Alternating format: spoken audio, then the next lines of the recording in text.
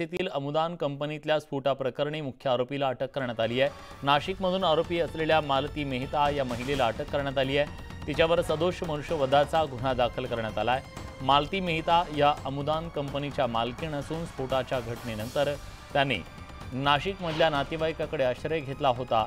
मात्र नाशिक पोलीस आणि ठाणे पोलिसांनी संयुक्तरित्या कारवाई करत या महिलेला नाशिकमधून अटक केली। लक्ष्मण घाटोळ आपले प्रतिनिधी आता आपल्यासोबत आहेत। लक्ष्मण, काय तपशील आहे याबद्दलचा? डोंबिवली एमआयडीसी मध्ये घडलेल्या स्फोटातील मुख्य संशयित महिला ज्या होत्या मालती प्रदीप मेहता या खरं तर फरार होता। त्यांचा शोध पोलिसांकडून घेतला जात होता।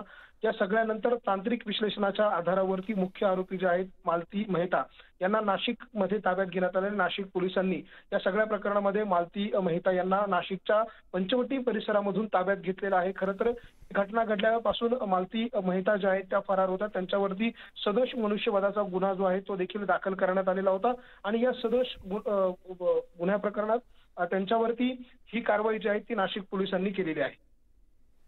धन्यवाद तुम्ही दिलेल्या सगळ्या सविस्तर माहितीबद्दल।